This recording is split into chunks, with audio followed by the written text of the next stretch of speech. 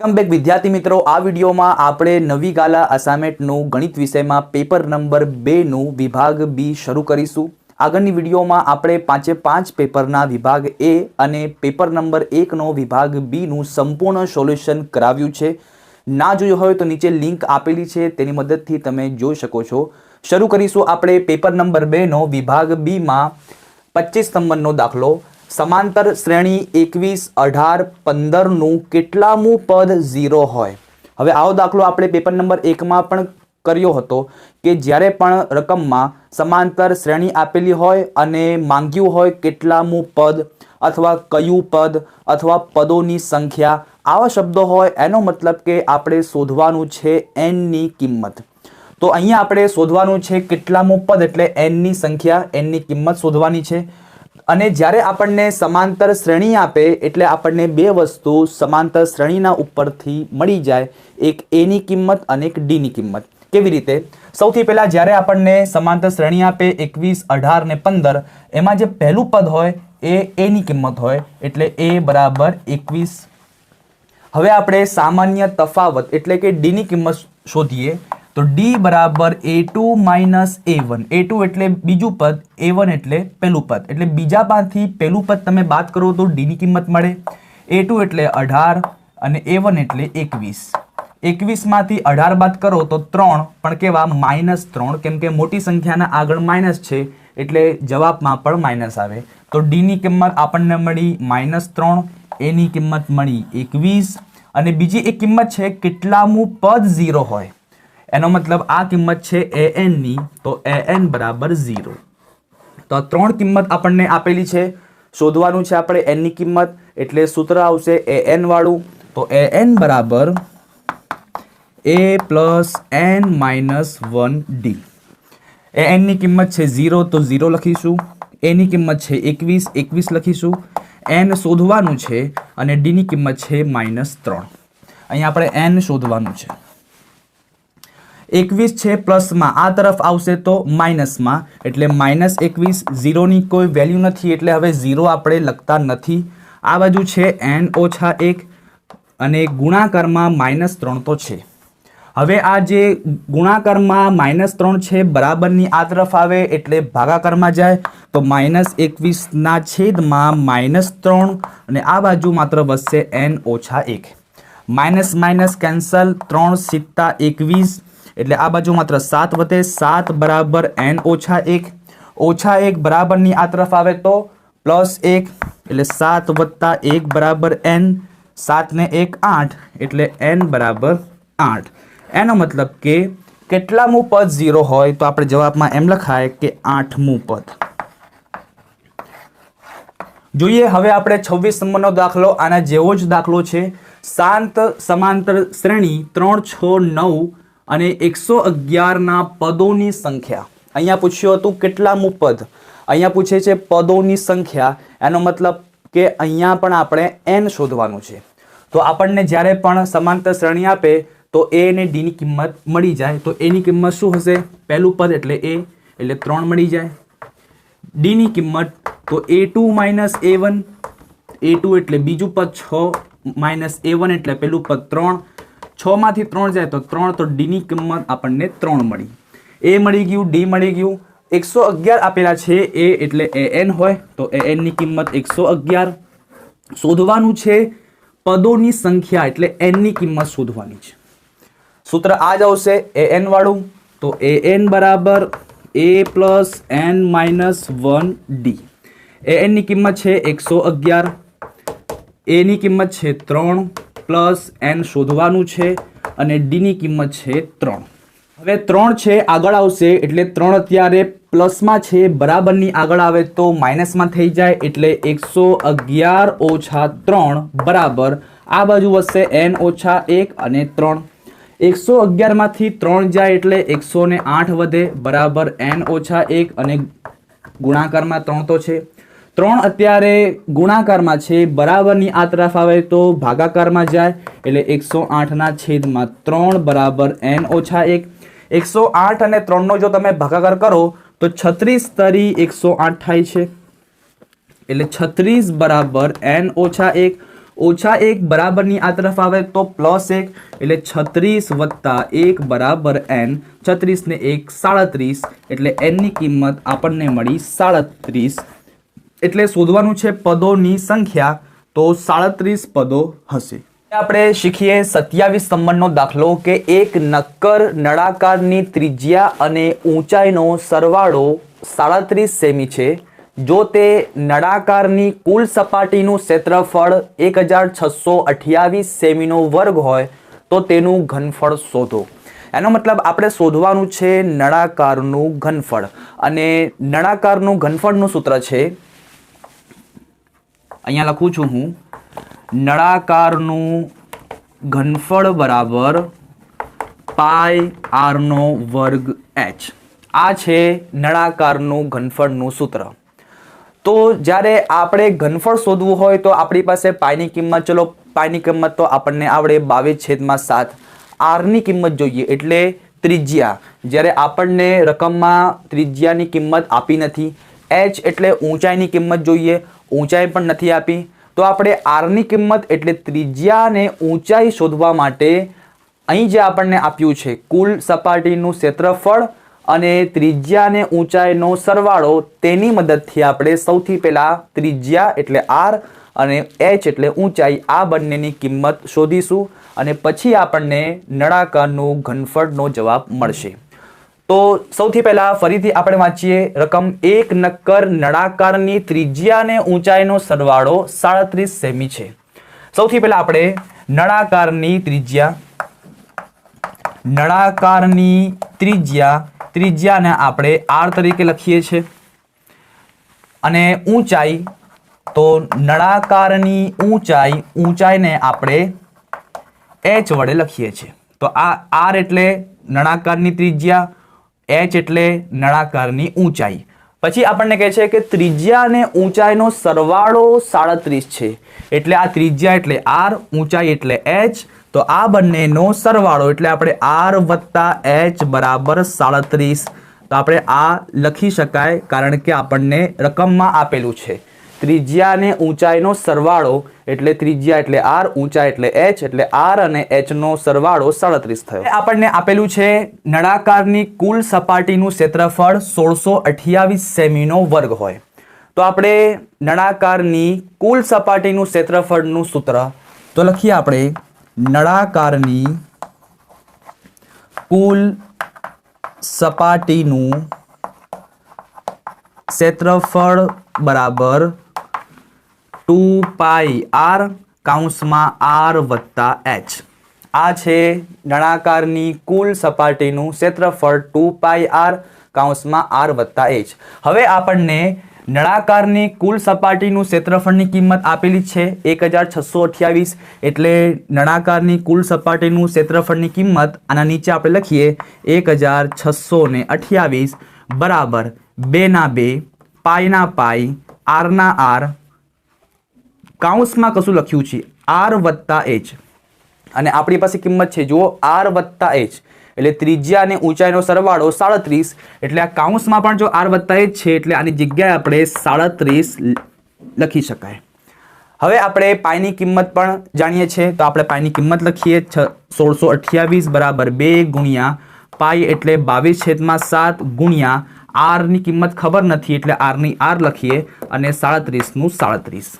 શોધવાનું છે r. આપણને અહીંથી હવે r મળશે એટલે r ને અહીંયા જ મૂકીએ. બાકી બધી સંખ્યાઓને બરાબરની એક તરફ, તો જે અંશમાં હશે એ બરાબરની બીજી તરફ જાય તો છેદમાં જાય, જે છેદમાં હશે એ અંશમાં જશે. એનો મતલબ કે 2, 22 અને 37 અંશમાં છે અત્યારે, બરાબરની આ તરફ જાય તો છેદમાં, 7 છેદમાં છે તો અંશમાં. તો 1628 તો એની જગ્યાએ જ છે, 7 છે છેદમાં એટલે ઉપર આવી જાય. 2, 22 અને 37 આ જશે છેદમાં, બરાબર માત્ર અહીંયા r વધશે. હવે આપણે આ બધાનું સાદુરૂપ આપીએ. 1628 અને 2 આ બેનો ભાગ ચાલશે, કારણ કે આ પણ બેકી. તો 1628 અને 2 નો ભાગ ચલાવીએ તો 2 × 16, 2 × 1 2, 2 × 8. એનો મતલબ કે 814 દુ 1628 થાય. હવે 22 નો અને 814 નો આપણે ભાગ ચલાવીએ. 814 અને 22 નો 22 તરી 66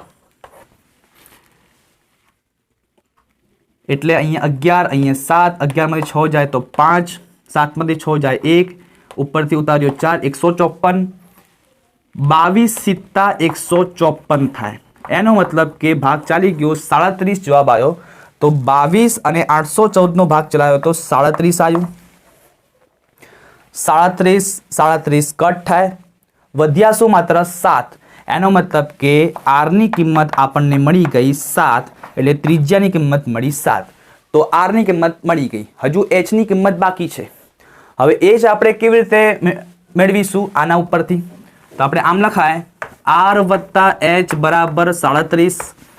આર ની કિંમત મળી ગઈ 7 તો 7 વત્તા એચ બરાબર 37। એચ શોધવાનું છે, 7 પ્લસમાં છે, આ તરફ જાય તો માઇનસમાં, એટલે એચ બરાબર 37 ઓછા 7 એટલે એચની કિંમત આપણને મળે 37માંથી 7 જાય તો 30। આમ આપણને એચની પણ કિંમત મળી ગઈ અને આરની કિંમત એટલે ત્રિજ્યા, એચની કિંમત એટલે ઊંચાઈ, આ બંનેની કિંમત મળી ગઈ। હવે આપણે જે શોધવાનું છે નળાકારનું ઘનફળ। નળાકારનું ઘનફળનું સૂત્ર અમે લખ્યું છે પાઈ આરનો વર્ગ એચ। પાઈની કિંમત આપણને ખબર છે 22/7। આરની કિંમત મળી ગઈ છે આપણી પાસે 7 છે, પણ વર્ગ છે એટલે 2 વાર લખીશું 7 ગુણ્યા 7 અને એચની કિંમત છે 30। 7 7 કેન્સલ થાય, વધ્યા આવે 22 ગુણ્યા 7 ગુણ્યા 30। 22 સિત્તા આપણે કરીએ 22 સિત્તા 7 દુ 14 વધી 1 7 દુ 14 ને 15 એટલે 154 ગુણ્યા 30 એટલે 154 ગુણ્યા 3 કરીએ આપણે 4 તરી 12 વધી 1 5 તરી 15 16 વધી 1 3 1 3 ને 3 ને 1 4 એટલે 462 શું છે આ મૂકી દો। તો એનો મતલબ કે નળાકારનું ઘનફળનો જવાબ આવ્યો 4620 સેમીનો ઘન। તો આ રીતે આપણે નળાકારનું ઘનફળનું જવાબ મેળવ્યું। આપણે શરૂ કરીશું 28 નંબરનો દાખલો। 4.2 સેમી ત્રિજ્યાવાળા ધાતુના ગોલકને ઓગાળીને 6 સેમી ત્રિજ્યાવાળા નળાકાર સ્વરૂપમાં રૂપાંતરિત કરવામાં આવે છે, તો નળાકારની ઊંચાઈ શોધો। એનો મતલબ કે એક ગોલક આપ્યો છે અને ગોલકની ત્રિજ્યા આપી છે। એ ગોલકને પીગાળીને ઓગાળીને આપણે એક નળાકાર આકારનો ઘન સ્વરૂપ બનાવવાનો છે અને એ નળાકારની ઊંચાઈ શોધવાની છે। હવે આ દાખલો ખૂબ જ ઇઝી છે। સૌથી પહેલાં આપણે સમજીએ કે ગોલકને ઓગાળીને નળાકાર બનાવવાનો છે। એનો મતલબ ગોલકનું જેટલું કદ હશે એટલું જ નળાકારનું બનશે, માત્ર આકાર ચેન્જ થશે। ગોલક ગોળ હોય અને નળાકાર આકારનો હોય છે, સિલિન્ડર આકારનો। તો એનો મતલબ કે બંનેના ઘનફળ તો એક જ રહેશે, કેમ કે બંનેના કદ તો સેમ છે, માત્ર આકાર અલગ અલગ થશે। તો એટલે આપણે સૌથી પહેલાં એમ લખી શકાય કે ગોલકનું ઘનફળ બરાબર નળાકારનું ઘનફળ। હવે આવું આપણે કેમ લખ્યું? કારણ કે ઉપર શું લખ્યું છે કે ગોલકને ઓગાળીને નળાકાર સ્વરૂપમાં ફેરવવામાં રૂપાંતરિત કરવામાં આવે છે, એટલે ગોલકનું જેટલું ઘનફળ હશે એટલું જ ઘનફળ નળાકારનું પણ રહેશે, માત્ર આકાર ચેન્જ થશે। હવે અહીંયા આપણને આપી છે 4.2 સેમી ત્રિજ્યાવાળા ધાતુના ગોલક। એનો મતલબ કે ગોલકની ત્રિજ્યા આપી છે, તો ગોલકની ત્રિજ્યા જેને આપણે આર કહીશું, જે આપણે 4.2 સેમી આપી છે અને 6 સેમી ત્રિજ્યાવાળા નળાકાર। એનો મતલબ કે નળાકારની ત્રિજ્યા આર બરાબર 6 સેમી। હવે બંને આર સેમ નથી। આ આરની કિંમત 4.2 છે, આ આરની કિંમત 6 સેમી છે, અલગ અલગ છે, એટલે આપણે ગોલકની જે ત્રિજ્યા છે એને R1 નામ આપીએ અને નળાકારની ત્રિજ્યા છે એને R2 નામ આપીએ। હવે અહીંયા આપણે લખ્યું છે કે ગોલકનું ઘનફળ અને નળાકારનું ઘનફળ બંને કેવા હોય? સરખા હોય। સૂત્ર લખીશું બંનેના। ગોલકનું ઘનફળનું સૂત્ર 4/3 પાઈ આરનો ઘન નળાકારનું ઘનફળ પાઈ આરનો વર્ગ એચ. બંને બાજુ પાઈ પાઈ સરખા છે, પાઈ કેન્સલ, આ પાઈ કેન્સલ. આ જે આર છે એ ગોલકનો આર છે અને ગોલકના આરને આપણે R1 નામ આપ્યું એટલે R1 નામ આપીશું. ને આ જે આર છે ત્રિજ્યા છે એ નળાકારની છે અને એને આપણે R2 નામ આપ્યું એટલે 2 લખીશું. કિંમતો લખીએ આપણે 4/3 નું 4/3. R1 નો ઘન, R1 એટલે 4.2, ઘન છે એટલે આપણે 3 વાર લખવું પડે, ગુણ્યા 4.2 ગુણ્યા 4.2 ગુણ્યા 4.2 બરાબરનું બરાબર R2 નો વર્ગ. R2 એટલે 6, વર્ગ છે એટલે 2 વાર લખવું પડે, 6 ગુણ્યા 6 અને h, કેમ કે h તો આપણે શોધવાનું છે ઊંચાઈ એટલે h ના h લખીશું. શોધવાનું છે ઊંચાઈ એટલે h ને અહીંયા જ મૂકીશું. આ બંને 6 ને બરાબરની આ તરફ લઈ જઈએ, અંશમાં છે બરાબરની આ તરફ જાય તો છેદમાં જાય.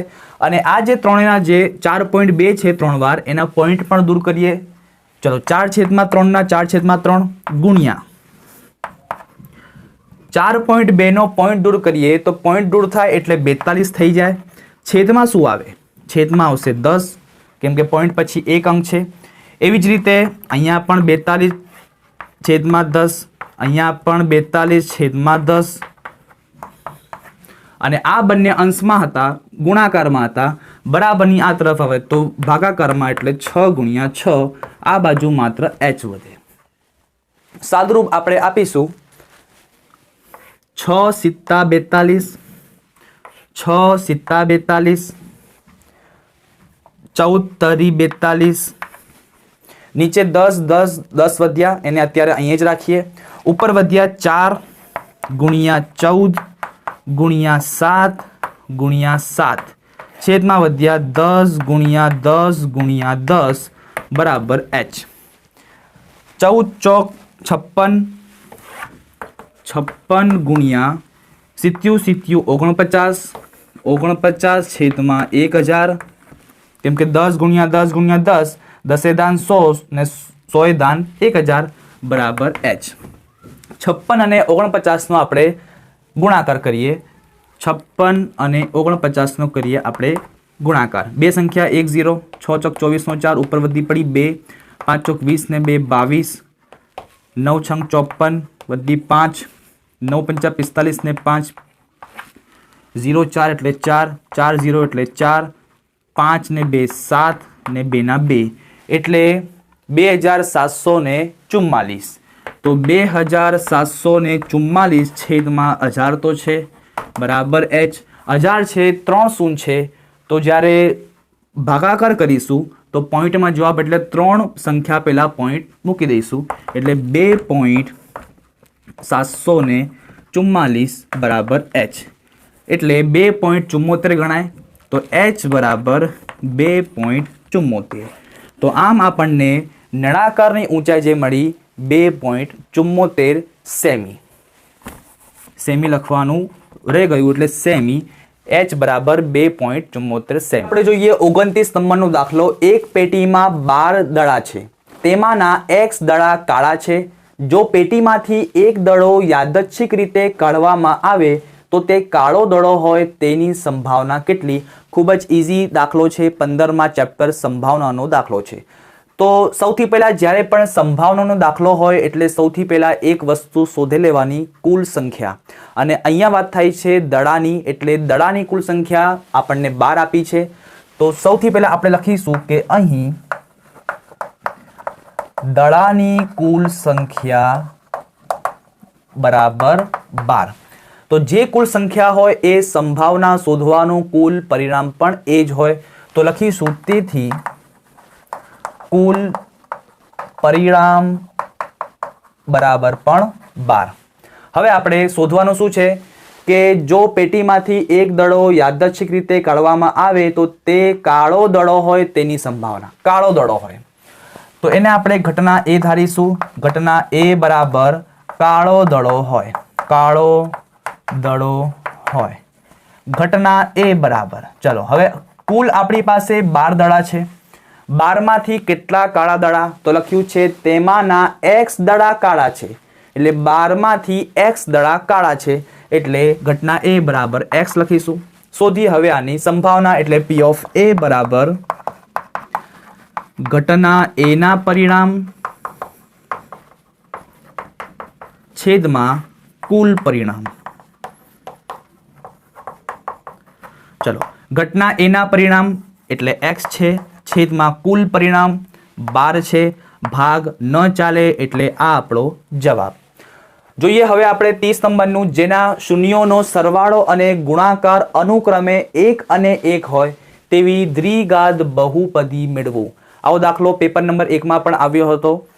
જોઈએ હવે સૌથી પહેલા શું કરવાનું, આપણે આલ્ફા અને બીટાને શૂન્યો ધારવાના. તો લખીશું આપણે, ધારો કે આપેલ બહુપદી ના શૂન્યો આલ્ફા અને બીટા છે. ધારો કે આપેલ બહુપદીના શૂન્યો આલ્ફા અને બીટા છે.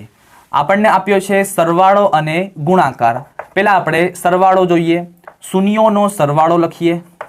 શૂન્યોનો સરવાળો એટલે આપણે આલ્ફા વત્તા બીટા લખી શકાય, કેમ કે આલ્ફા બીટા શું છે? શૂન્યો છે. જો આલ્ફા અને બીટા શૂન્યો છે અને અહીંયા લખ્યું છે શૂન્યોનો સરવાળો, એટલે આપણે આલ્ફા અને બીટાનો શું કર્યો? સરવાળો. અને આપણને ઉપર રકમમાં સરવાળાની પણ કિંમત આપી છે 1, એટલે આલ્ફા વત્તા બીટા બરાબર 1 લખી શકાય. એવી જ રીતે આપણે ગુણાકાર શોધીએ. તો લખીએ આપણે શૂન્યોનો ગુણાકાર. શૂન્યોનો ગુણાકાર એટલે આલ્ફા ગુણ્યા બીટા, અને એને ગુણાકારની કિંમત પણ 1 આપી છે એટલે 1 લખીએ. તો આમ આપણને આલ્ફા પ્લસ બીટા બરાબર 1 મળ્યું, અને આલ્ફા ગુણ્યા બીટા બરાબર 1 એટલે શૂન્યોનો સરવાળો 1, શૂન્યોનો ગુણાકાર 1, જે આપણને રકમમાં ઉપર આપેલ છે. શોધવાનું છે આપણે દ્વિઘાત બહુપદી. એટલે તમારે એક સૂત્ર યાદ રાખવું પડશે કે જ્યારે પણ રકમમાં આપણને શૂન્યોનો સરવાળો અને શૂન્યોના ગુણાકારની કિંમત આપેલી હોય અને એના પરથી આપણે દ્વિઘાત બહુપદી મેળવવાની હોય, તો ત્યારે એક સૂત્ર યાદ રાખવાનું કે P ઓફ x બરાબર કે મોટા કૌંસમાં x નો વર્ગ માઇનસ કૌંસમાં આલ્ફા વત્તા બીટા x વત્તા આલ્ફા ગુણ્યા બીટા.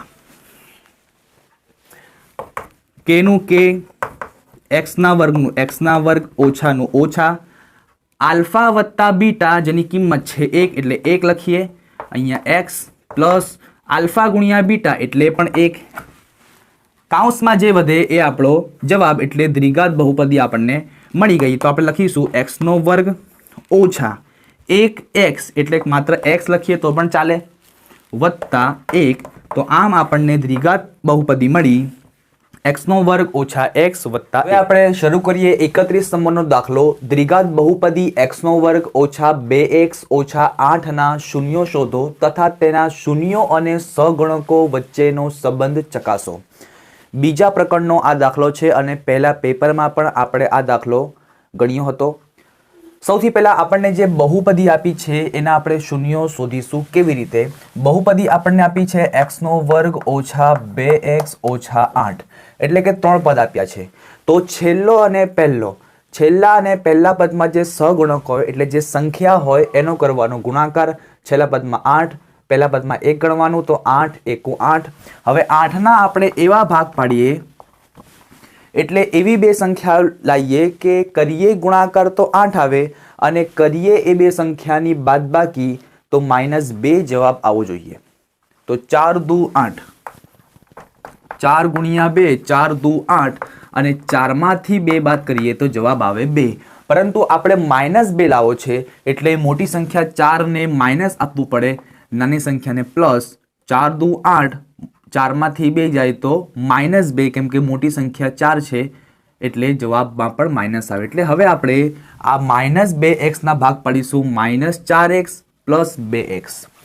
પેલું પદ જેમ છે તેમ જ x નો વર્ગ ઓછા 4x પ્લસ 2x, અને છેલ્લું પદ જેમ છે તેમ બરાબર 0. એટલે આપણે 3 પદના 4 પદ બનાવ્યા. હવે આપણે 2 ની પેર બનાવીશું. આ બંનેમાં કોમન નીકળે x, કૌંસમાં વધે x ઓછા 4 અહીં પ્લસ છે એટલે પ્લસ, થોડી જગ્યા છોડીને આ જે કાઉન્સ છે એ કાઉન્સ લખી દઈશું આપણે. હવે આ કાઉન્સમાં પહેલું પદ ને આ જે બે પદનું પહેલું પદ, આ બંનેમાં શું ખૂટે છે? તો અહીંયા 2x છે, જ્યારે અહીંયા x છે એટલે 2 નથી તો 2 બહાર લખી દો બરાબર 0. બંને કાઉન્સ સેમ થઈ ગયા એટલે એક વાર લખો x ઓછા 4, અને જે વધ્યું x વત્તા 2 એને એક કાઉન્સમાં લખો બરાબર 0.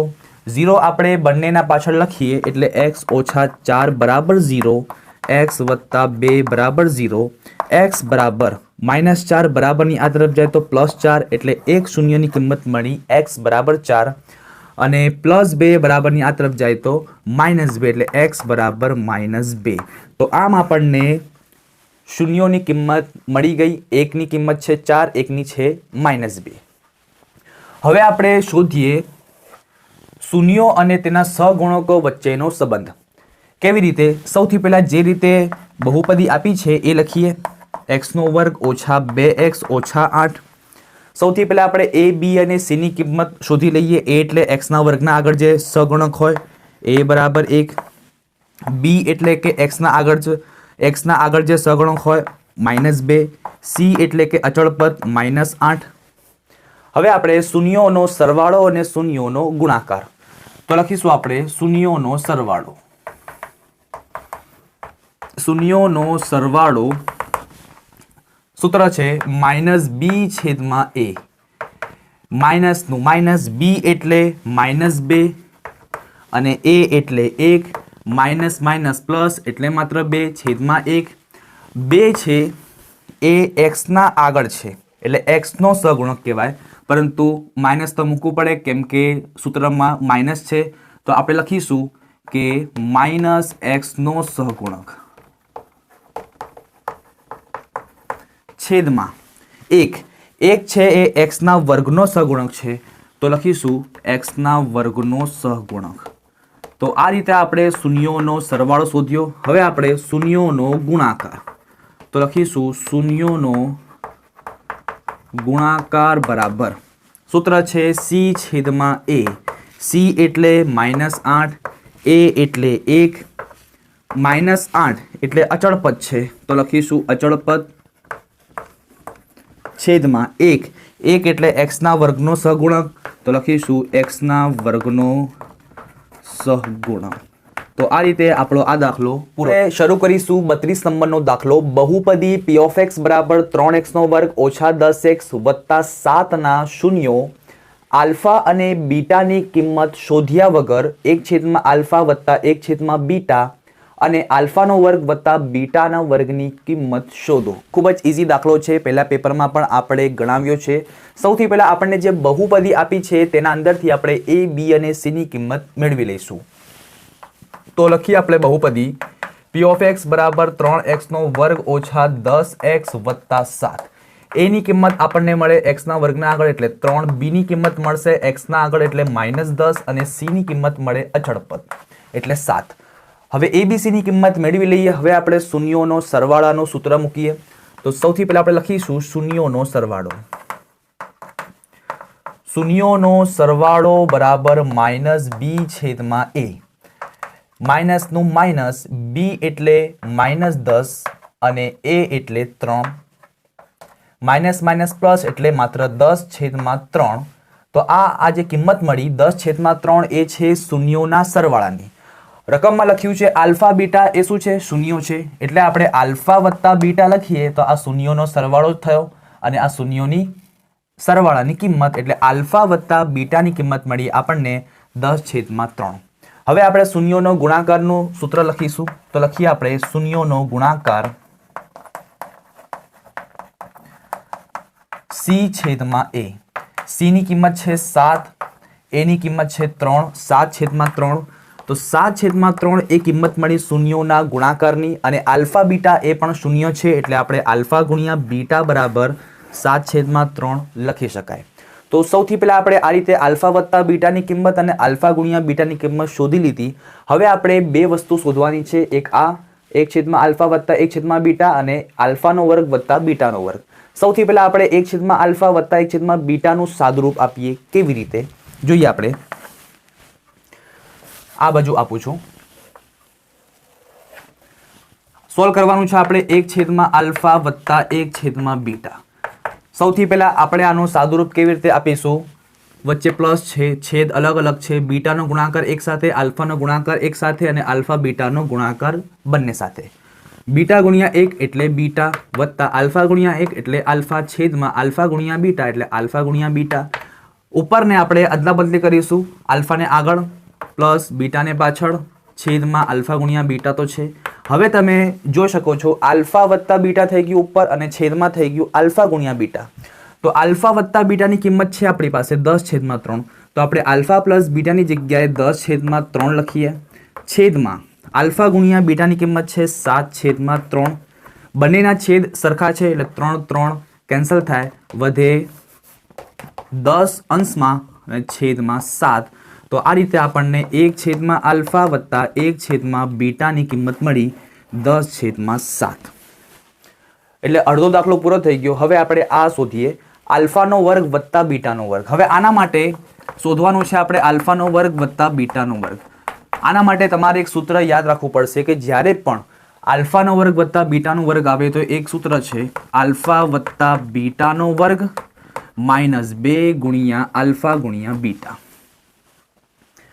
હવે આલ્ફા વત્તા બીટા એની કિંમત છે આપણી પાસે 10/3 એટલે આલ્ફા વત્તા બીટાની જગ્યાએ 10/3 લખીએ. ઉપર વર્ગ તો છે, ઓછા 2/2 ગુણ્યા આલ્ફા ગુણ્યા બીટા. આલ્ફા ગુણ્યા બીટાની કિંમત છે 7/3 એટલે આપણે 7/3 લખીએ. વર્ગ છે કૌંસની બહાર છે એટલે 10નો પણ ગણાય, 7નો ગણાય. 10નો વર્ગ 100, 3નો વર્ગ 9. આ બાજુ ભાગ ન ચાલે એટલે અંશ અંશનો ગુણાકાર 7 દુ 14 અને છેદમાં 3 તો છે. સાદુરૂપ આપણે આપીએ, વચ્ચે છે માઇનસ છેદ અલગ અલગ છે એટલે આનો ગુણાકાર આની સાથે, આનો ગુણાકાર આની સાથે, આ બંનેનો પણ ગુણાકાર. 100 ગુણ્યા 3 એટલે 300, 100 તરી 300, 14 ગુણ્યા 9, 14 9 126 છેદમાં 9 તરી 27.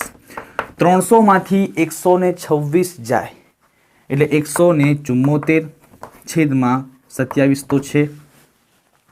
એટલે છેલ્લે આપણા પાસે 174 છેદમાં 27 વધ્યું. હવે જો આના ભાગ તમે ચલાવો તો 58ના ઘડિયામાં 58 ને 3 સાથે જો તમે ગુણો તો 58 તરી 174 અને 9 તરી 27.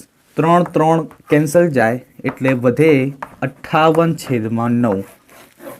તો આ રીતે આપણો દાખલો અહીંયા પૂરો. હવે આપણે શરૂ કરીશું 33 નંબરનો દાખલો. tan 60° કોસેકનો વર્ગ 45° વત્તા સેકનો વર્ગ 60° વત્તા tan 45°ની કિંમત શોધો. ચેપ્ટર નંબર 8 ત્રિકોણમિતીય ગુણોત્તરનો આ દાખલો છે. ખૂબ જ ઇઝી છે. આના માટે તમને પેલું કોષ્ટક યાદ હોવું જોઈએ ખૂણાના માપનું.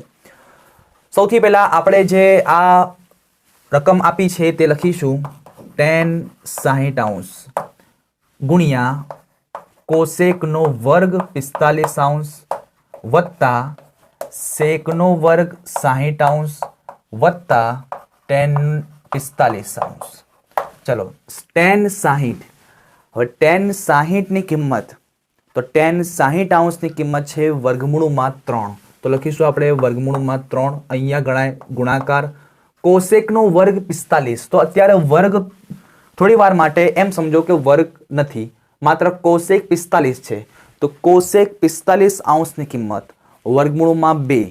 તો કોસેક 45ની કિંમત છે વર્ગમૂળમાં 2, પરંતુ વર્ગ છે એટલે વર્ગ પણ લખીશું, વત્તા sec 60. sec 60ની કિંમત છે માત્ર 2, તો 2 લખીશું, પણ વર્ગ છે એટલે વર્ગ પણ કરીએ. અને tan 45 એ તો બધાને આવડે, tan 45ની કિંમત 1. વર્ગમૂળમાં 3ના 3 મૂકીએ ગુણ્યા અહીંયા વર્ગ અને વર્ગમૂળ બંને કેન્સલ થાય, માત્ર 2 વધે, વત્તા 2નો વર્ગ 4 વત્તા 1. વર્ગમૂળમાં 3નો 3 ગુણ્યા 2 વત્તા 4 ને 1, 4 વત્તા 1, 4 ને 1 5. હવે આ બેનો સરવાળો ન થાય, પછી કોઈ 2 અને 5નો સરવાળો 7 ના લખે, કેમ કે 2 અત્યારે આ 3ની સાથે ગુણાકારમાં છે. તો જ્યાં સુધી 2નો ગુણાકાર આ વર્ગમૂળમાં 3ની સાથે ન થાય ત્યાં સુધી આ 2નું સાદુરૂપ 5 સાથે ન થાય. પરંતુ અહીંયા વર્ગમૂળમાં 3 છે, અહીંયા માત્ર 2 છે, તો આ બંનેનો ગુણાકાર ન થાય. એટલે જવાબ હવે આપણે લખીશું કે 2 વર્ગમૂળમાં 3, 2 ને આગળ લઈ આવ્યા, વર્ગમૂળમાં 3 પાછળ વત્તા 5. તો આ રીતે આ થઈ ગયો આપણો જવાબ. જોઈએ હવે આપણે 34 નંબરનો દાખલો. એ પણ ખૂબ ઇઝી છે અને આ પણ ચેપ્ટર નંબર 8નો જ છે. આના માટે પણ તમને પેલું કોષ્ટક પણ યાદ હોવું જોઈએ, ખૂણાના માપવાળું, અને કેટલાક નિત્ય સમ તમને યાદ હોવા જોઈએ. સાબિત કરવાનો દાખલો છે tan 5 અંશ, tan 25 અંશ, tan 45 અંશ, tan 65 અંશ, tan 85 અંશ બરાબર 1 થાય તેવું સાબિત કરો. સૌથી પહેલા બરાબરની આગળ એટલે કે ડાબી બાજુ છે તે આપણે લખીશું ડાબી બાજુ એટલે કે ડાબા. tan 5 અંશ, tan 25 અંશ, tan 45 અંશ, tan 65 અંશ અને tan 85 અંશ.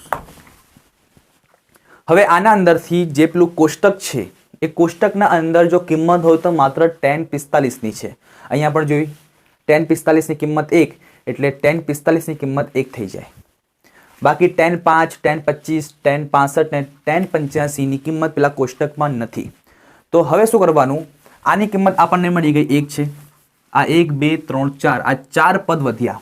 હવે આ 4 પદમાંથી કોઈ પણ 2 પદને આપણે ચેન્જ કરીશું નિત્ય સમ દ્વારા. કાં તો આ બંનેને કરો, કાં તો આ બંનેને કરો. ધારો કે હું આ બંનેને કરું છું તો tan 45 એની જગ્યા tan 5 એની જગ્યાએ છે, tan 25 એ પણ એની જગ્યાએ, tan 45 તો tan 45 ની કિંમત 1 થાય એટલે આપણે ગુણ્યા 1 અહીંયા લખી નાખીએ. ચલો tan 65 તો જો તમને યાદ હોય નિત્ય સમ cot 90 - θ બરાબર tan θ. તો આપણે અહીંયા એવું લખી શકાય કે cot 90 - θ, θ જગ્યાએ છે 65 અંશ. હવે આને પણ ચેન્જ કરીએ તો આનું પણ એ જ થાય, ગુણ્યા tan 45 છે તો cot 90 - θ, તો cot 90 - θ જગ્યાએ લખીશું 85.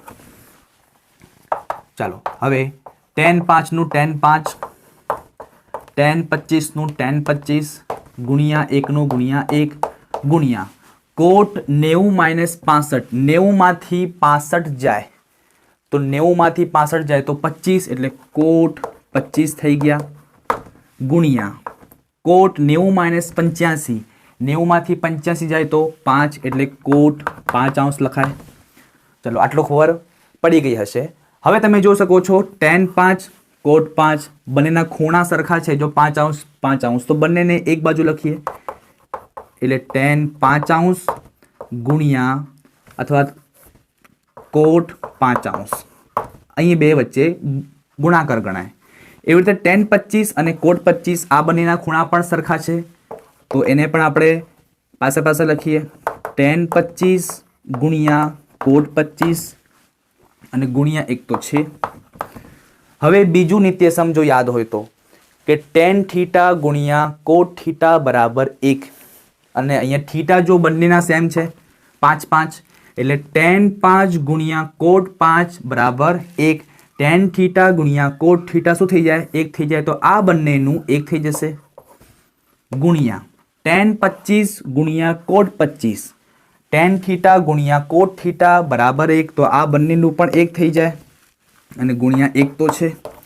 1 ગુણ્યા 1 ગુણ્યા 1, 1 એકુ 1, 1 એકુ 1 એટલે જવાબ આપણને જે મળ્યું 1 એટલે જમણી બાજુ જે કે છે જે આપણને મળી ગયું. શરૂ કરીશું 35 નંબરનો દાખલો. O કેન્દ્રવાળા વર્તુળનો સ્પર્શક PM વર્તુળને M બિંદુએ સ્પર્શે છે. જો OP બરાબર 85 સેમી અને PM બરાબર 77 સેમી હોય તો વર્તુળની ત્રિજ્યા શોધો. ખૂબ જ ઇઝી દાખલો છે. પહેલા પેપરમાં પણ આવો દાખલો આવ્યો હતો. આ પણ એના જેવો છે, માત્ર ફરક એટલું છે કે થોડી રકમો જે સંખ્યાઓ છે ત્રિજ્યાની એટલે જે સેમીમાં જે સંખ્યા આપી છે તે થોડી મોટી છે એટલે થોડા વર્ગો આપણે યાદ રાખવા પડશે અથવા રફ કામ થોડું વધારે કરવું પડશે. સૌથી પહેલા આપણે આકૃતિ દોરીને દાખલો સમજીએ. O કેન્દ્રવાળા વર્તુળ એટલે કે આપણને એક વર્તુળ આપ્યો છે તો કોઈ પણ માપનો એક વર્તુળ આપણે દોરી લેવાનો જેનું નામ આપણે કેન્દ્રમાં આપી દેવાનું O.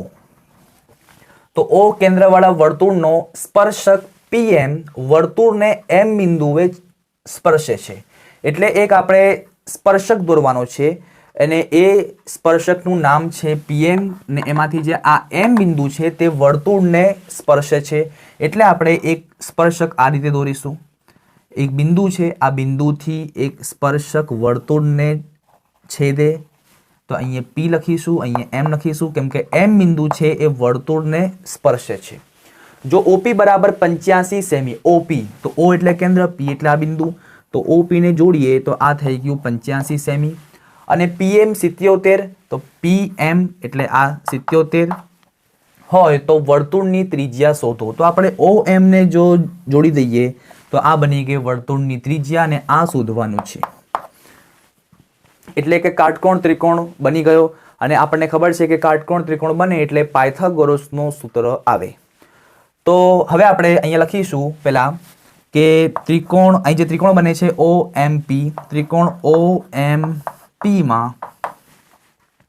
એટલે જે માપ આપ્યા છે તે લખી નાખીએ. OP બરાબર 85, OP બરાબર 85 સેમી, પછી PM બરાબર 77 સેમી. શોધવાનું છે આપણે OM, એટલે OM બરાબર ખાલી જગ્યા પાયથાગોરસનો નિયમ આપણે લખીએ. પાયથાગોરસના નિયમ મુજબ શું છે નિયમ? કર્ણનો વર્ગ બરાબર બાકીની બે બાજુના વર્ગોનો સરવાળો. કર્ણ છે OP, એટલે OP નો વર્ગ બરાબર OM નો વર્ગ વત્તા MP નો વર્ગ. MP લખો અથવા PM લખો, બંને સાચું છે. શોધવાનું છે આપણે આમાંથી OM શોધવાનું છે. OP નું માપ છે 85, એટલે 85 નો વર્ગ બરાબર OM શોધવાનું છે. MP નું માપ છે 77, એટલે 77 નો વર્ગ. 85 નો વર્ગ તો મોઢે ના આવડે આપણને, તો આપણે રફ કામમાં કરી લેવાનું. 85 ગુણ્યા 85, બે સંખ્યા 108 40, ઉપર વધી 4, 88 64 ને 4 68, 25 નો 5, ઉપર વધી 2, 5 40 ને 2 42, 5 2 8 ને 4 12 અને 7, એટલે 7225. તો 85 નો વર્ગ થાય 7225. OM નો વર્ગ એની જગ્યાએ 77 નો વર્ગ. મોઢે ન આવડે, રફ કામ આપણે કરી લેવાનું. 77 ગુણ્યા 77 કરવાનું. બે સંખ્યા 10, 77 49 નો 9, ઉપર વધી 4, 77 49, 49 ને 4 53, ફરીથી 77 49 નો 9, ઉપર વધી પડી 4, 77 49 ને 4 53, 0 9 9, 9 ને 3 12, ઉપર વધી 1, 5 ને 3 8 ને 1 9 અને 5 નો 5, એટલે 5929. શોધવાનું છે આપણે OM, એટલે આ 5929 પ્લસમાં છે, બરાબરની આ તરફ આવે તો માઇનસમાં, એટલે 7225 ઓછા 5929 બરાબર OM નો વર્ગ. આ બંનેની કરીએ આપણે બાદબાકી, તો 7225 માંથી 5229, 15 માંથી 9 જાય, 6 વધે, 1 માંથી 2 ના જાય, કટ કરીએ. 11 માંથી 2 જાય 9, 1 માંથી 9 ના જાય 6, 11 માંથી 9 જાય તો 2, 6 માંથી 5 જાય તો 1, એટલે કે 1296. તો 1296 બરાબર OM નો વર્ગ. આપણે માત્ર OM શોધવાનું છે, તો વર્ગ આ તરફ આવે તો વર્ગમૂળ બની જાય, એટલે 1296 ના ઉપર વર્ગમૂળ OM. એનો મતલબ કે હવે આપણે 1296 નો વર્ગમૂળ શોધવાનો છે. ચલો 1296 નો વર્ગમૂળ કયો એટલે આપણો દાખલો પૂરો જવાબ આપણને મળી જાય. હવે આપણને ઓછામાં ઓછા 1 થી 25 અથવા તો 1 થી 30 સુધીના તો વર્ગ અને વર્ગમૂળ આવડે, પણ એમાં 1296 તો આવતો નથી. તો જ્યારે આવી મોટી સંખ્યા આવે અને વર્ગમૂળ શોધવાનું હોય તો એક ટ્રીક યાદ રાખવાની છે. આપણને 10 નો વર્ગ આવડે, 10 નો વર્ગ થાય છે 100, પછી 20 નો યાદ રાખવાનો, 20 નો વર્ગ થાય છે 400, 30 નો યાદ રાખવાનો, 30 નો થાય 900, 40 નો યાદ રાખવાનો, 40 નો ચોખ્ખું 16 એટલે 1600, આ જે સંખ્યા છે 1296, તો તમે જોઈ શકો છો 1296 આ 900 અને 1600 ના વચ્ચે આવે. તો 900 નો વર્ગમૂળ 30, 1600 નો વર્ગમૂળ 40 અને આ સંખ્યા આ બેના વચ્ચે કંઈક આવશે. એનો મતલબ કે આ સંખ્યાનો જે વર્ગમૂળ હશે એ 30 અને 40 ના વચ્ચે આવશે. એટલે આપણને ખબર પડી ગઈ કે 30 અને 40 ના વચ્ચે કોઈ સંખ્યા હશે એનો વર્ગ થાય છે 1296. પણ કઈ સંખ્યા? કેમ કે 30 અને 40 ના વચ્ચે 31 આવે છે, 32, 33, 34, 35, 36, 37, 38 ને 39. આટલી સંખ્યા 30 અને 31 ના વચ્ચે છે. હવે આમાંથી કઈ સંખ્યા એવી છે કે જેનો વર્ગ 1296 આવે? તો હવે આના માટે પણ એક ટ્રીક છે. બધાનું છેલ્લો જે અંક છે, છેલ્લા અંકને એ જ અંક વડે ગુણાકાર કરી લેવાનો. તો અહીંયા 1 છે, 1 એકુ 1 એટલે 1 આવે ને આ સંખ્યાનો છેલ્લો અંક 6, પેલો 1 આવે, અહીં 6 આવે એટલે મેચ નથી થતા, તો 31 ના આવે. મેચ થવો જોઈએ. ચલો 2 ને 2 વડે જ 2 દુ 4 આવે છે, જ્યારે અહીં 6 આવે છે એટલે મેચ ના થાય. 3 ને 3 વડે 3 તરી 9 આવે છે, અહીંયા 6 આવે છે એટલે મેચ ના થાય. ચોકું 16 માં 6 આવે છે, જ્યારે અહીં પણ 6 આવે છે, એનો મતલબ 34 હોઈ શકે. 34 જ નહીં, પેલા આપણે બધા ગણ લેવાના. પછી 5 પાયો 25 માં 5, અહીંયા 6 મેચ નથી થતું. 6 છાયો 36 માં 6, અહીંયા પણ 6 એટલે 36 પણ આવી શકે. 7 સિત્યું 49, અહીંયા 6 ને 49 માં 9 આવે એટલે મેચ ના થાય. 8 છે, 64 એટલે 4, જ્યારે અહીંયા 6 મેચ ના થાય. 9 9 81 માં 1, જ્યારે અહીંયા 6 એટલે મેચ ના થાય. એનો મતલબ કે આપણને આ 9 સંખ્યામાંથી બે સંખ્યા મળી ગઈ, 34 અને 36. હવે આ બંનેમાંથી કોઈ એક સંખ્યા છે જેનો વર્ગ 1296 છે. ચેક કરી લઈએ. 34 છે તો 34 ગુણ્યા 34 ચેક કરીએ આપણે. બે સંખ્યા 1 0, 4 તરી 12 વધી 1, 3 તરી 9, 9 ને 1 10, ચોકો 16 વધી 1, 4 તરી 12 ને 1 13, 6 3 ને 2 5, 1 1, 1156, જ્યારે અહીં 1296. એનો મતલબ કે 34 નહીં હોય. હવે છેલ્લો વધ્યો 36, એ પણ ચેક કરી જ લઈએ. બે સંખ્યા 0, 6 તરી 18 વધી 1, 3 તરી 9 ને 1 10, 6 36 નો 6 ઉપર વધી 3, 6 તરી 18, 18 ને 3 21, 6 નું 6, 8 ને 1 9, 2 ને 1. જોઈ શકો છો તમે કે 1296 આવી ગયો. એનો મતલબ કે 1296 નો વર્ગમૂળ થાય છે 36, એટલે OM બરાબર 36 સેમી. તો આ રીતે થોડું રફ કામ તમારે કરવું પડે જ્યારે મોટી સંખ્યાઓ આપે ત્યારે. આપણે જોઈએ 36 નંબરનો દાખલો. જમીન પર એક ટાવર શિરોલંબ સ્થિતિમાં છે. તેના પાયાથી 15 મીટર દૂર રહેલા જમીન પરના એક બિંદુથી ટાવરની ટોચના ઉચ્છેદ કોણનું માપ 60 અંશ છે. તો ટાવરની ઊંચાઈ શોધો. ખૂબ જ ઇઝી દાખલો છે. ચેપ્ટર નંબર 9 ત્રિકોણમિતિના ગુણોત્તરના ઉપયોગો. તો તેનો દાખલો છે અને આગળના પેપરમાં પણ આપણે કરાવ્યો હતો. સૌથી પહેલા જ્યારે પણ આવો દાખલો આવે એટલે આપણે સૌથી પહેલા આકૃતિ દોરી લેવાની. તો અહીંયા લખ્યું છે કે એક ટાવર છે જમીન ઉપર, શિરોલંબ સ્થિતિમાં છે, એટલે ટાવર એકદમ સીધો છે, જમીન સાથે 90 અંશનો ખૂણો બનાવે છે. તો ધારો કે આ જમીન છે, ટાવર, આ ટાવર છે, નામ આપી દઈએ આ A, આ B. તેના પાયાથી 15 મીટર દૂર રહેલા જમીન પરના, તો આ પાયો એટલે ટાવરનો પાયો, પાયો B ગણાય. તો એનાથી 15 મીટર દૂર એક બિંદુ છે, C નામ આપી દઈએ. તો આ BC નું અંતર થઈ ગયું 15 મીટર. તો 15 મીટર દૂર રહેલા જમીન પરના એક બિંદુથી ટાવરની ટોચના ઉચ્છેદ કોણનું માપ 60 અંશ છે. એટલે આ જે બિંદુ છે ને આ ટાવરનો ટોચ છે એ બંને વચ્ચે એક ખૂણો બને છે, આ બાજુ એ 60 અંશનો ખૂણો બને છે. તો ટાવરની ઊંચાઈ શોધો એટલે આપણે AB નું માપ શોધવાનું છે. સૌથી પહેલા જે આપણે આકૃતિ દોરી તેનું વર્ણન આપણે ટૂંકમાં શોર્ટમાં કરી દઈશું. લખીએ અહીંયા કે અહીં AB ટાવર છે, BC નું માપ છે, BC બરાબર 15 મીટર. ખૂણા C નું માપ છે, ખૂણા C એટલે કે થીટા ગણાય, એટલે થીટા બરાબર 60 અંશ. શોધવાનું છે AB. ચાલો હવે જ્યાં ખૂણો આપે એટલે અહીંયા ત્યાંથી જોવાનું કે શું શોધવાનું છે ને કોનું માપ આપેલું છે. બસ આટલું તમને ખબર પડી જાય ને એટલે દાખલો બહુ ઇઝી. ખૂણો આપ્યો છે અહીંયા, આ ખૂણાથી આ બાજુ શોધવાની છે એટલે ખૂણાથી થઈ સામેની બાજુ, અને માપ આપ્યું છે ખૂણાથી પાસેની બાજુનું. જુઓ તો સામેની બાજુ પાસેની બાજુ, તો કોનું આવે સૂત્ર કે જેના સૂત્રના અંદર સામેની બાજુ છેદમાં પાસેની બાજુ, તો tan θ. એટલે આપણે tan θ નું સૂત્ર લખીશું. tan θ બરાબર સામેની બાજુ છેદમાં પાસેની બાજુ. હવે tan θ એટલે ખૂણો, અને ખૂણો આપણને આપેલો છે 60, એટલે tan 60 લખીશું.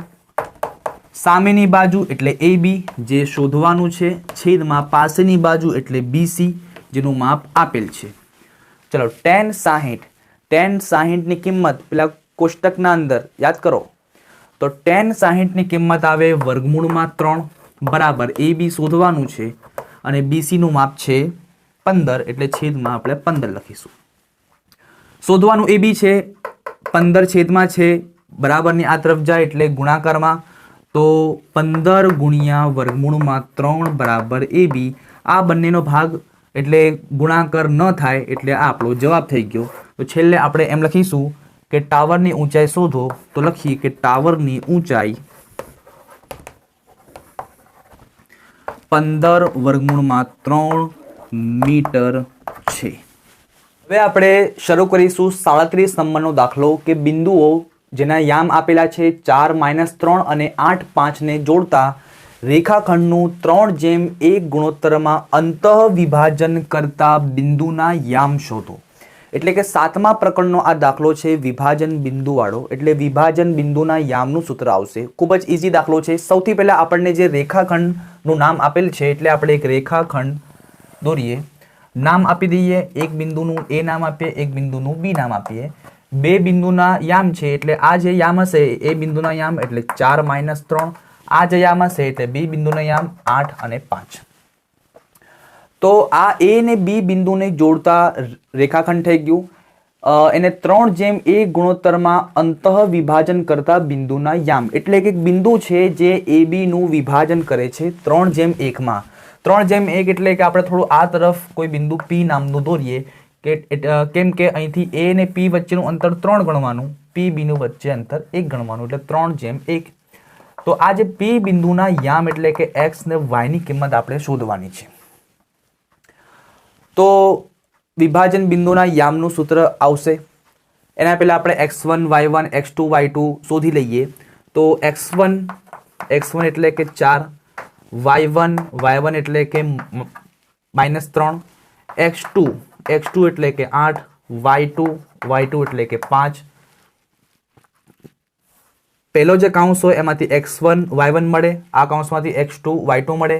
જેમ જે આપે ગુણોત્તર એટલે કે m1 3 અને m2 1. તો આ રીતે આપણે કિંમત મળી જાય. હવે આપણે વિભાજન બિંદુનું સૂત્ર લખીશું. વિભાજન બિંદુના યામનું સૂત્ર, વિભાજન બિંદુ ને અહીંયા છે વિભાજન બિંદુ P, એટલે આપણે લખીએ વિભાજન બિંદુ P ના યામ એટલે xy બરાબર m1 x2 plus m2 x1 છેદમાં m1 વત્તા m2, m1 y2 plus m2 y1 છેદમાં m1 વત્તા m2. કિંમતો અંદર મૂકીએ. ચાલો m1 એટલે 3 ગુણ્યા x2 એટલે 8 વત્તા m2 એટલે 1 ગુણ્યા x1 એટલે 4 છેદમાં m1 વત્તા m2 એટલે 3 વત્તા 1. m1 એટલે 3, y2 એટલે 5 વત્તા m1 1 ગુણ્યા y1 એટલે -3 છેદમાં m1 વત્તા m2 એટલે 3 વત્તા 1. સાદુરૂપ આપીશું. પેલા આ બેનો ગુણાકાર 8 * 24 વત્તા 4 * 1 4 છેદમાં 3 ને 1 4 થાય, 5 * 15, 3 * 3 પણ -3 છેદમાં 4. 24 વત્તા 4, 24 ને 4 28 છેદમાં 4, 15 માંથી 3 જાય તો 12 છેદમાં 4, 4 સિત્તા 28, 4 તરી 12 એટલે 7 અને 3. તો આમ આપણને વિભાજન બિંદુના યામ મળ્યા 7 અને 3. આપણે વિભાગ બી નો છેલ્લો દાખલો સમાંતર શ્રેણી 2, 7, 12, 10 પદ સુધીનો સરવાળો શોધો. એટલે સરવાળો શોધવાનું છે, SN વાળું સૂત્ર આવશે. તો જ્યારે પણ આપણને સમાંતર શ્રેણી આપે એટલે આપણને એની કિંમત મળી જાય, a બરાબર 2, પહેલું પદ એટલે a ગણાય. ડી ની કિંમત મળે, d એટલે કે a2 માઇનસ a1 એટલે બીજા પદમાંથી પહેલું પદ બાદ કરો તો 7 ઓછા 2, 7 માંથી 2 જાય તો 5, ડી ની કિંમત 5 મળી. 10 પદ સુધી, 10 પદ એટલે પદની સંખ્યા આપી છે n, n ની કિંમત આપી છે 10 એટલે n બરાબર 10. શોધવાનું છે SN, તો SN નું સૂત્ર આપણે મૂકીએ. SN બરાબર n છેદમાં 2 મોટા કૌંસમાં 2a પ્લસ n ઓછા 1 અને d. n એટલે કે 10, 10 છેદમાં 2, 2 ના 2, a એટલે 2 પ્લસ n એટલે કે 10 ઓછા 1, d એટલે કે 5. આ બેનો ભાગ ચાલે, 2 પંચા 10 થાય એટલે 5, 2 દુ 4 વત્તા 10 ઓછા 1, 10 માંથી 1 જાય તો 9, 9 ગુણ્યા 5, 9 પંચા 45, 5, 45 વત્તા 4, 45 ને 4 49 અને વચ્ચે છે ગુણાકાર. એટલે આપણે 49 ગુણ્યા 5 કરીશું. 9 પંચા 45 માં 5 ઉપર વધી 4, 5 ચોક 20, 20 ને 4 24 એટલે કે SN બરાબર 245. તો આમ આપણો વિભાગ બી નો છેલ્લો દાખલો પૂરો થયો. તો નેક્સ્ટ વિડીયોના અંદર આપણે ત્રીજા પેપરનો વિભાગ બી શરૂ કરીશું. તેમજ આપણે પહેલા પેપરનો વિભાગ બી તેમજ 5 પેપરના વિભાગ એ સોલ્યુશન કરાવ્યા છે. ના જોઈ હોય તો નીચે લિંક આપેલી છે, ત્યાંથી તમે જોઈ શકો છો.